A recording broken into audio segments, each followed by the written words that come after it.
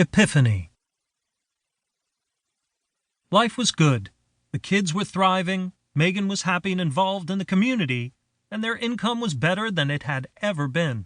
And yet, at work, something wasn't right, and Blake was having trouble putting his finger on it. He had read the reports, studied the financials, talked to customers, and listened intently to what his employees were saying about the state of the business. Blake was not merely listening to the music, he was attempting to hear the space between the notes, attempting to discern what was true but unspoken. The best leaders all have the ability to see the unseen, changing trends, strategies that are coming to the end of their productive life, the untapped potential in people, and even threats just beyond the horizon. This leadership intuition compelled Blake to seek answers. As he drove to work one morning, he considered the facts as he saw them. The organization's performance had plateaued. The competition was slowly gaining ground, but no one had even seemed to notice. People showed up, did their work, and went home. He believed his people were just going through the motions. Now, their discontent was almost palpable. He sensed it in the shadows, avoiding for now the bright light of the monthly financials. Blake could imagine everyone in the organization calling out in silent desperation, "I really don't care." That's it, he thought. That was the problem. Blake didn't know what to do with this epiphany. However, once a problem was identified, even the faint outline of one, he wanted to move toward a solution, and fast. As he made his way into the parking lot, the root cause of this dilemma was already beginning to crystallize in his mind. A combination of busyness, uncertain markets, surging competition, and turnover on his own leadership team had caused Blake to lose sight of his people. In an instant, it was clear.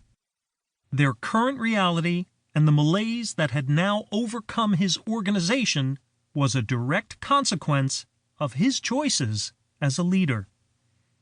Before Blake made his way to his office, he stopped by to see Charles, the head of their people function. "Good morning, Blake," Charles said. "How was your weekend?" "Okay," Blake began, clearly distracted by his newfound insight. "The kids are good, Megan is good, everything is good, and that's the problem." "Whoa, where did that come from?" "I've been thinking," Blake said. "And?" Charles waited. "Things are just okay, and I think that's a problem. We need to create a plan." "Slow down. I lost you at 'that's a problem,'" Charles smiled. "I know, it sounds loony. You and I and the entire team have worked really hard over the last few years." "We have?" Charles nodded. "And we've seen some improvements," Blake continued.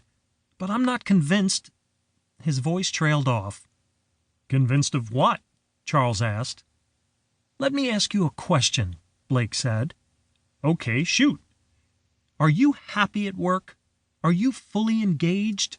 Do you really care?" "What?" Charles asked. "Say all that again."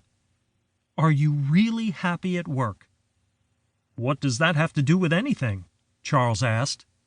"Everything," Blake said. "You're going to have to say more." "Are you happy, fulfilled, excited, motivated, and energized to be at work today?" Charles had known Blake for many years, but he was the CEO and his boss, so he paused before responding. "Well..." He paused again, and then spoke slowly.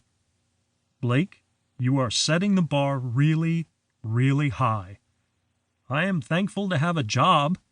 I appreciate all you and the company have done for me personally, but I'm not sure what you are suggesting is realistic.